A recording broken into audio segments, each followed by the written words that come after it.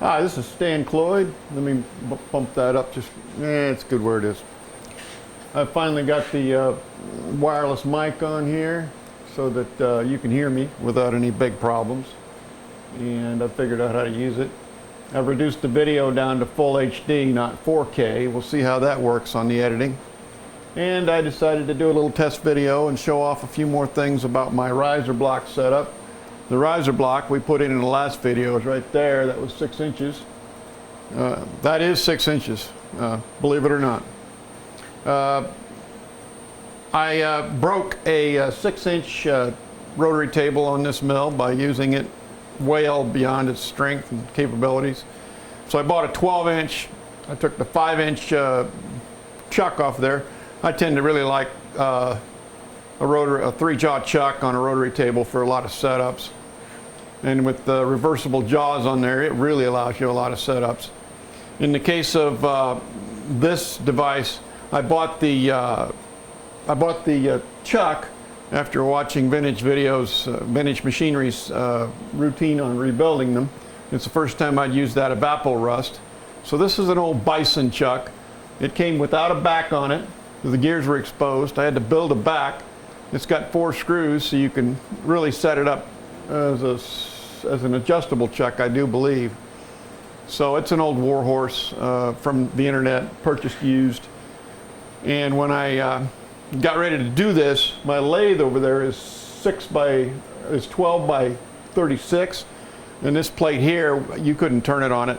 So I bolted the plate down to the rotary table, dropped a mill bit in, and cut the outer diameter right here on this rotary table, with it spaced up, of course.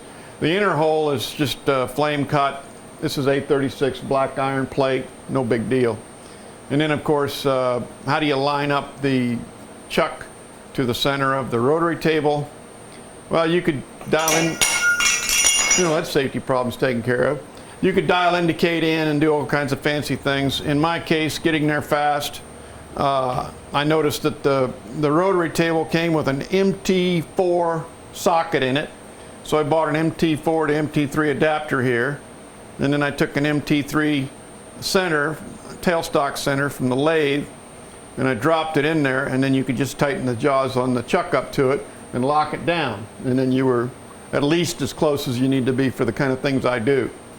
And then, of course, when I also did a video here about a while back about the adapter, and this was from Build Something Cool's website, except in my case, I took a extra crank handle I had that was defective from Grizzly, lopped it off, put it in the rotary table, and milled the hex on it so that it would just slip on here like that, and then you could take your drill motor and run it up and down.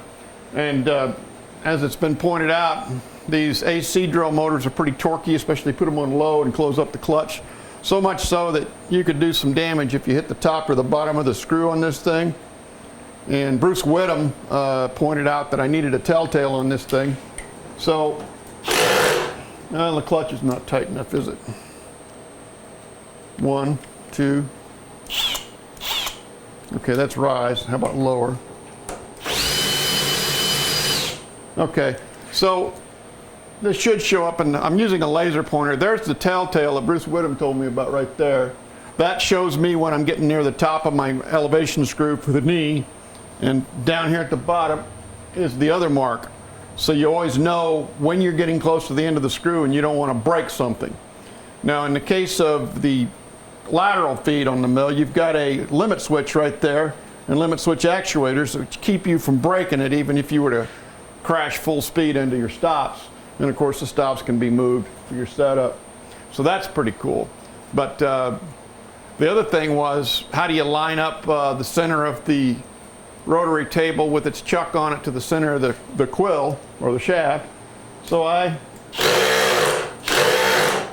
my chuck doesn't want to work right. Move it up or even lock it. Then we can lift it. There we go. And I'm nowhere near my chair tail.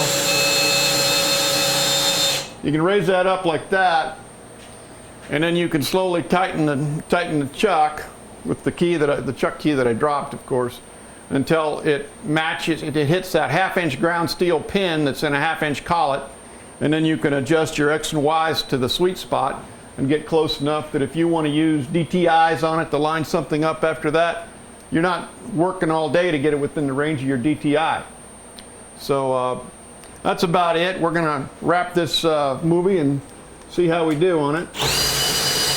Lower that back down just for good measure. So the little Cobalt brushless has got what it takes, 24 volt from Lowe's. Highly recommended. Good piece of equipment. I've got some DCs that'll also do the same thing. DeWalt's, they'll raise it and lower it, no problem in low gear. But like I said, there's a safety factor. You need a telltale mark so that you don't hit the top of your screw. The other telltale mark down there so you don't hit the bottom of your screw, because when you hit it, it hits hard. Bruce Whittam was concerned I might break part of my mill, and he's quite correct in that. So it was a good safety tip. Well, that's it from Mesa, Arizona. Talk to you later.